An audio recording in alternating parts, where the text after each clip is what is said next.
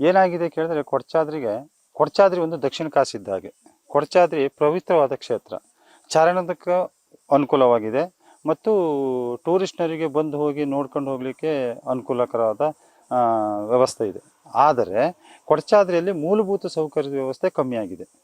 ಯಾಕೆ ಕೇಳಿದರೆ, ಎಷ್ಟು ಜನ ತುಂಬ ದೂರದಿಂದ ಬರ್ತಾರೆ, ಅವರಿಗೆ ಮೂಲಭೂತ ಸೌಕರ್ಯ ಇಲ್ಲ. ಉದಾಹರಣೆ, ಒಂದು ಟಾಯ್ಲೆಟ್ ಆಗಲಿ, ಊಟ ತಿಂಡಿ ಆಗಲಿ, ಕುಡಿಯೋ ನೀರಿನ ವ್ಯವಸ್ಥೆ ಆಗಲಿ, ಏನು ಅಲ್ಲಿ ಸಿಗ್ತಾ ಇಲ್ಲ. ಇತ್ತೀಚಿನ ದಿನಗಳಲ್ಲಿ ಅದು ಆಗ್ತಾ ಇದೆ. ಯಾಕೆ ಅಂತ ಹೇಳಿದ್ರೆ, ಈ ವೈಲ್ಡ್ ಲೈಫ್ ಏರಿಯಾ ಆದ್ದರಿಂದ ಅಲ್ಲಿ ಏನು ಡೆವಲಪ್ ಮಾಡೋ ಆಗಿಲ್ಲ, ಡೆವಲಪ್ ಮಾಡಲಿಕ್ಕೆ ಅಥವಾ ಯಾವುದೇ ವ್ಯಾಪಾರ ವಹಿವಾಟುಗಳನ್ನು ನಡೆಸಲಿಕ್ಕೆ ಆಗ್ತಾ ಇಲ್ಲ.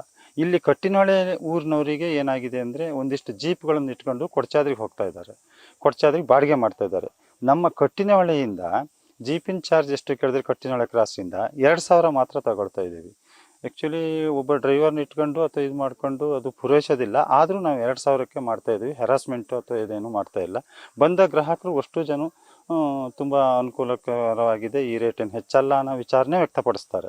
ಯಾಕೆಂದರೆ ಅದು ಸಾಕಾಗೋದಿಲ್ಲ ಅಂತ. ಹಾಫ್ ರೋಡು ಮತ್ತು ಹಿಂದಿನ ವ್ಯವಸ್ಥೆಯಷ್ಟು ಈಗ ಅನುಕೂಲಕರವಾದ ವಾತಾವರಣ ಇಲ್ಲದೆ ಹೋದ. ಯಾಕೆಂದರೆ ಬೇಕಾದಂಗೆ ಹೋಗೋದು, ಬೇಕಾದಂಗೆ ಬರೋದು, ಬಿಡೋದು, ಜನರಿಗೆ ಎಂಜಾಯ್ ಮಾಡೋದು, ಆ ಥರ ಬಿಡ್ತಾ ಇಲ್ಲ. ಎಂತಕ್ಕೆಂದರೆ ವೈಲ್ಡ್ ಲೈಫ್ ಏರಿಯಾ ಹೀಗೆ ಅಂತೇಳಿ ಸ್ಟ್ರಿಕ್ಟ್ ಮಾಡ್ಕೊಂಡಿದ್ದಾರೆ. ನಮಗೆ ಈ ಸರಿ ವೈಲ್ಡ್ ಲೈಫ್ನವರಾಗಲಿ ಅಥವಾ ಇವರು ರಸ್ತೆನೆಲ್ಲ ಚೆನ್ನಾಗಿ ಮಾಡಿಕೊಟ್ಟಿದ್ರೆ ನಮ್ಗೆ ಆ ಬಾಡಿಗೆ ಪೂರೈಸ್ತಿತ್ತು. ಅದೇ ಕೊಲ್ಲೂರಿಂದ ಏನು 4,000 ಇದೆಯಂತೆ, ಅದು ನಮಗೆ ಅಧಿಕೃತವಾದ ಮಾಹಿತಿ ಇಲ್ಲ, ನಮಗೆ ಗೊತ್ತೂ ಇಲ್ಲ. ಅದು 4,000 ಅಂತ ಹೇಳ್ಕೊಂಡು ಜನ ಬಂದು ಹೇಳ್ತಾ ಇದ್ದಾರೆ. ನಮ್ಮಲ್ಲಿಂದ 2,000 ಇರೋದು. ಇಲ್ಲಿ ಏನಾಗಿದೆ ಕೇಳಿದ್ರೆ, ಇರಾನ್ ಮತ್ತು ಇರಾಕ್ ಯುದ್ಧದ ಎಫೆಕ್ಟು ನಮ್ಮಲ್ಲೇ ಪರಿಣಾಮ ಬೀರಿದೆ. ಯಾಕೆಂದರೆ LPG ಗ್ಯಾಸ್ಗಳ ವ್ಯವಸ್ಥೆ ಅನುಕೂಲಕರವಾಗಿ ಸಿಗ್ತಾ ಇಲ್ಲ. ಡೀಸೆಲ್ ಪೆಟ್ರೋಲು ಬಂಕಿಗೆ ಹೋದರೆ ಸರಿಯಾಗಿ ಕೊಡ್ತಾ ಇಲ್ಲ. ಯಾಕೆಂದರೆ ಇವತ್ತು ಸ್ಟಾಕ್ ಕೊಡೋದಿಲ್ಲ, ಇವತ್ತು ಗಾಡಿಗೆ ಮಾತ್ರ ಹಾಕೋದು, ಹಾಗೆ ಹೀಗೆ ಅಂತೇಳಿ. ನಮಗೆ ಸುಮಾರು ನಾವು LPG ಗ್ಯಾಸ್ ತರಬೇಕು ಅಥವಾ ಪೆಟ್ರೋಲ್ ಡೀಸೆಲ್ ತರಬೇಕಂದ್ರೆ 50ರಿಂದ 60 ಕಿಲೋಮೀಟ್ರ್ ದೂರ ಹೋಗಬೇಕು. ಪ್ರವಾಸಿಗಳು ಹಠಾತ್ ಅಂದರೆ ಹಠಾತ್, ಈ 3 ತಿಂಗಳಿಂದ ಯುದ್ಧ ಸ್ಟಾರ್ಟ್ ಆದ್ರಿಂದ ಹಠಾತ್ ಕುಸಿತ ಕಂಡಿದ್ದೀವಿ. ನಮ್ಮಲ್ಲಿ ಯಾವುದೇ ಹೆರಾಸ್ಮೆಂಟು ಅಥವಾ ರೇಟ್ ಜಾಸ್ತಿ ಆಗೋದಾಗಲಿ, ಇವರು ಪ್ರಯಾಣಿಕರು ಬಂದವರು ಇದೇನು ಹೆಚ್ಚಲ್ಲ ಅಂತ ಹೇಳ್ತಾ ಹೋಗ್ತಾರೆ, ಬಿಟ್ಟರೆ ಬೇರೆ ಏನು ಹೇಳೋದಿಲ್ಲ. ಇದು ತಾವು ಗಮನದಲ್ಲಿಟ್ಟು ಒಳ್ಳೆಯ ಸುದ್ದಿ ಮಾಡಿ, ನಮ್ಮಲ್ಲಿ ಹೆರಾಸ್ಮೆಂಟ್ ಇಲ್ಲ, ಕಟ್ಟಿನೊಳೆ ಸರ್ಕಲ್ಲಿಗೆ ಅಂದರೆ ಕಟ್ಟಿನೊಳೆ ಕ್ರಾಸಿಗೆ ಬಂದು ಜೀಪನ್ನು ಮಾಡ್ಕೊಂಡು ಹೋದರೆ ಒಳ್ಳೆ ನಮ್ಮ ಡ್ರೈವರ್ಗಳಾಗಲಿ. ನಮ್ಮಲ್ಲಿ ಏನಾಗಿದೆ ಕೇಳಿದ್ರೆ, ಯಾವುದೇ ವೈಟ್ ಬೋರ್ಡ್ಗಳು ಬಾಡಿಗೆ ಮಾಡ್ತಾ ಇಲ್ಲ, ಎಲ್ಲ ಎಲ್ಲೋ ಬೋರ್ಡ್ಗಳು, 9+1 ಗಾಡಿಗಳು. ಟ್ಯಾಕ್ಸು, ಇನ್ಸೂರೆನ್ಸು ತುಂಬ ಇದೆ. ನಾವು ಹೊಟ್ಟೆ ಮೇಲೆ ಒದ್ದೆ ಬಟ್ಟೆ ಹಾಕ್ಕೊಂಡು ಬದುಕಬೇಕಾದ ಪ್ರಸಂಗ ಈಗ ಒದಗ್ತಾ ಇದೆ. ಯುದ್ಧದ ಎಫೆಕ್ಟ್ ಅಂತ ಹೇಳೋಕ್ಕೆ ಅಸಾಧ್ಯ. ಏನು ಎಫೆಕ್ಟ್ ಆಗಿದೆ ಅಂದರೆ, 3 ತಿಂಗಳಿಂದ ಹಠಾತ್ ಟೂರಿಸ್ಟ್ನವ್ರು ಕುಸಿತ ಆಗಿದೆ, ಪ್ರವಾಸಿಗರ ಸಂಖ್ಯೆ ಭಾರಿ ಕುಸಿತ ಆಗಿದೆ. ನಮ್ಗೆ ಆದಾಯ ಏನೂ ಇಲ್ಲ ಅಂಥ ಪರಿಸ್ಥಿತಿ ನಿರ್ಮಾಣ ಆಗಿದೆ. ಸರ್ಕಾರ ಈ ಬಗ್ಗೆ ಗಮನನೇ ಹರಿಸೋದಿಲ್ಲ. ಜನಪ್ರತಿನಿಧಿಗಳಾಗಲಿ, MLA ಆಗಲಿ, MP ಅವರಾಗಲಿ, ಸರ್ಕಾರ ಯಾವುದು ಈ ಜನರ ಲೋಕಲ್ ಪರಿಸ್ಥಿತಿ ಗಮನಿಸೋದು ಇಲ್ಲ. ಅದ್ರ ಬಗ್ಗೆ ಗಮನ ಹರಿಸಿ ನಮಗೆ ನ್ಯಾಯ ಒದಗಿಸಿ ಕೂಡ ಲೆಕ್ಕಾಚಾರ ಇದ್ದಿದ್ರೆ ಈ ಥರದ ವ್ಯವಸ್ಥೆ ಆಗ್ತಿರ್ಲಿಲ್ಲ. ಯಾಕೆ ಕೇಳಿದ್ರೆ, ಕೊಡಚಾದ್ರಿಯಲ್ಲಿ ಒಂದು ಟಾಯ್ಲೆಟ್ ಬಾತ್ರೂಮ್ ವ್ಯವಸ್ಥೆ ಇಲ್ಲ ಅಂತ ಆದರೆ ಪರಿಸ್ಥಿತಿ ಏನಾಗಬೇಕು ಅಂತ ಯೋಚನೆ ಮಾಡಿ. ಒಂದು ಕುಡಿಯೋಕ್ಕೆ ನೀರಿಲ್ಲ. ಬೇಸಿಗೆ ತಿಂಗಳಲ್ಲಂತೂ ಪ್ರವಾಸಿಗರು ಈ ಏಪ್ರಿಲ್ ಅಥವಾ ಫೆಬ್ರವರಿ, ಏಪ್ರಿಲು ಈ ಎಕ್ಸಾಮ್ ಮುಗೀತು ಅಂದ ಕೂಡ ಟೂರಿಸ್ಟ್ನವರು ಶಾಲೆ ಮಕ್ಕಳನ್ನ ಕರ್ಕೊಂಡು ಬೇಕಾದಷ್ಟು ಜನ ಬರ್ತಿದ್ರು. ಸಾವಿರಾರು ಸಂಖ್ಯೆಯಲ್ಲಿ ಬರ್ತಿದ್ರು. ಈಗ ಒಂದು 100 ಸಂಖ್ಯೆಯಲ್ಲಿ ಬರೋದು ಕಮ್ಮಿ ಆಗಿ ಹೋಗಿದೆ. ಅಂಥ ಪರಿಸ್ಥಿತಿ ನಮಗೆ ಎದುರಾಗಿದೆ.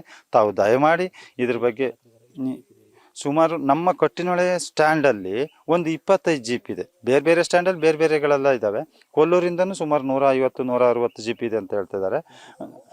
ಅವಕ್ಕೂ ಟ್ರಿಪ್ಪು ಆಗೋದು ಕಷ್ಟ ಇದೆ ಎಲ್ಲರಿಗೂ. ಟೋಟಲಿ ಈ ಯುದ್ಧದ ಪರಿಣಾಮ ಎಲ್ಲ ಕಡೆ ಬೀರಿದೆ ಆಲ್ಮೋಸ್ಟ್. ಸರ್, ಟ್ರಿಪ್ಪೇ ಆಗ್ತಾ ಇಲ್ಲ ನಮಗೆ. ಏನು ಟ್ರಿಪ್ ಆಗ್ತಾ ಇಲ್ಲ ಅಂದರೆ ಅದೇ ಹೇಳಿದ್ನಲ್ಲ, ಒಂದು ವಾರಕ್ಕೆ ಒಂದು ಟ್ರಿಪ್ ಮಾಡೋದು ಕಷ್ಟ ಆಗಿದೆ. ಒಬ್ಬ ಕನಿಷ್ಠ ಒಂದು 15,000 ರೂಪಾಯಿ ಟ್ಯಾಕ್ಸು, 32-33 ಸಾವಿರ ರೂಪಾಯಿ ಇನ್ಶೂರೆನ್ಸ್ ಕಟ್ಟಿ 1 ವರ್ಷಕ್ಕೆ ಅವ ಬಾಡಿಗೆ ಮಾಡೋದು ಎಷ್ಟು ಕೇಳಿದ್ರೆ, ಒಂದು ವಾರಕ್ಕೆ ಒಂದು ಬಾಡಿಗೆ ಆದರೆ ತಿಂಗಳಿಗೆ 4 ಬಾಡಿಗೆ ಆಯಿತು. ತಿಂಗಳಿಗೆ 4 ಬಾಡಿಗೆ ಆದರೆ 12-4 48 ಆಯಿತು.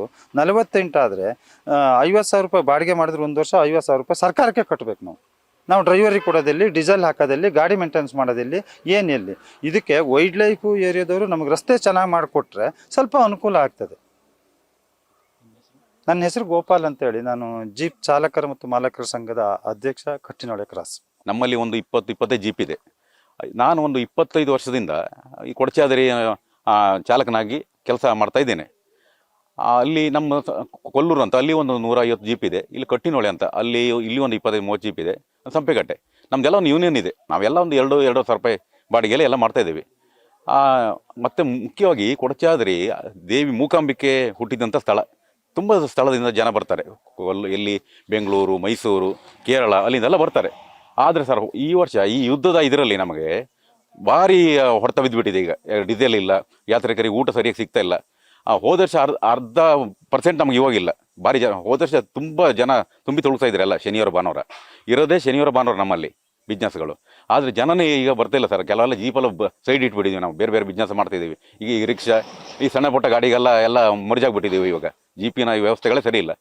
ಮತ್ತು ಸರ್ ಇಲ್ಲಿ ಇವಾಗ ಒಂದು ಕಾಂಪ್ಲಿಕೇಶನ್ ಬರ್ತಾಯಿದೆ, ರೋಡ್ ಸರಿ ಇಲ್ಲ, ನೀವು ಎಷ್ಟು ಸೀಟ್ ಇದೆಯೋ ಅಷ್ಟೇ ಸೀಟ್ ಹಾಕಿ ಅಂತ ಒಂದು ಕಾಂಪ್ಲಿಕೇಶನ್ ಬರ್ತಾ ಇದೆ. ಮನೆ ಫಾರೆಸ್ಟಿಗೆ ನಾನು ಹೇಳಿದ್ದೀನಿ ಸರ್, ನೋಡಿ ಅದನ್ನು ಒಂದು ತುಲನೆ ಮಾಡಿ ನಮಗೊಂದು ಮಾಹಿತಿ ಕೊಡಿ ಯಾವ ಥರ. ಈಗ 9+1 ಆದರೆ 9 ಜನ ಹಾಕಿ, 5+1 ಜನ ಹಾಕಿ ಅಂತ ಎಲ್ಲ ಬೇರೆ ಬೇರೆ ಮಾಹಿತಿ ಎಲ್ಲ ಕೊಟ್ಟಿದ್ದಾರೆ. ಅದಕ್ಕಾಗಿ ನಾನು ಹೇಳಿದ್ದೀನಿ ಅವ್ರಿಗೆ ಗೇಟಲ್ಲಿ ಅದು ಮಾಡ್ತೀನಿ ಅಂತ ಹೇಳಿದ್ದಾರೆ. ಮತ್ತು ಸರ್ ಇನ್ನೂ ಹೀಗೆ ಆದರೆ ನಮಗೆ ಈ ಜೀಪು ಕೊಡಚಾದ್ರಿ ಹೋಗುವಂಥ ಇದೇ ನನ್ನ ಲೆಕ್ಕದಲ್ಲಿ ಬಂದಾಗುತ್ತೆ ಅನ್ನೋ ಅನಿಸ್ತಾ ಇದೆ. ಈಗ ನಡ್ಕೊಂಡೆ ಹೋಗುವಂಥ ಸ್ಥಿತಿ ಸದ್ಯದಲ್ಲಿ ಬರುತ್ತೆ ಅನ್ಸುತ್ತೆ. ಯಾಕಂದರೆ ಒಬ್ಬರು ಟೂರಿಸ್ಟೇ ಇಲ್ಲ ಸರ್, ತುಂಬ ಭಾರಿ ಕಷ್ಟದಲ್ಲಿದ್ದೀವಿ ನಾವು. ಜನ ಹೇಳ್ತಾರೆ ಸರ್ ಹಾಗೆ ಹೀಗೆ, ತುಂಬ ಕೊಡಚಾದ್ರಿ ತುಂಬ ಜನ ಬರ್ತಾರೆ, ಅವರ ಜೀಪಿನ ಹಾವಳಿ, ಹೋಮ್ ಸ್ಟೇರ್ ಹಾವಳಿ ತುಂಬ ಮಾತಾಡ್ತಾರೆ. ಆದರೆ ಸರ್ ಇಲ್ಲಿ ನೋಡಿದ್ದೀರಿ ನೀವು, ಒಂದು ಜನನೂ ಇಲ್ಲ ಇಲ್ಲಿ, ಭಾರಿ ಅರ್ಧಕ್ಕೆ ಸರ್, ಭಾರಿ ಕಡಿಮೆ ಆಗಿಬಿಟ್ಟಿದೆ ಇಲ್ಲಿ. ಕೊರೋನಾಕ್ಕಿಂತ ದೊಡ್ಡ ಎಫೆಕ್ಟ್ ನಮ್ಗೆ ಈ ಮೊನ್ನೆ ಯುದ್ಧ ಇದೆಯಲ್ಲ, ದೊಡ್ಡ ಹೊಡೆತ ಕೊಟ್ಬಿಟ್ಟಿದೆ ನಮಗೆ. ಅರ್ಧಕ್ಕರ್ಧ ಆದಾಯನೂ ಇಲ್ಲ ನಮಗೆ, ತುಂಬ ತೊಂದರೆಯಲ್ಲಿ ಇದ್ದೀವಿ. ಸರ್ಕಾರ ಆದಷ್ಟು ಬೇಗ ಇದನ್ನು ನಿಲ್ಲಿಸಿ ನಮಗೊಂದು ಸ್ವಲ್ಪ ಒಂದು ನ್ಯಾಯ ಕೊಡಬೇಕಾಗಿ ಕೇಳ್ಕೊಳ್ತಿದ್ದೀವಿ. ಸರ್, ನಾನು ರವೀಶ್ ಅಂತ ನಿಟ್ಟೂರು ಜೀಪ್ ಯೂನಿಯನ್ ಅಧ್ಯಕ್ಷರನ್ನು.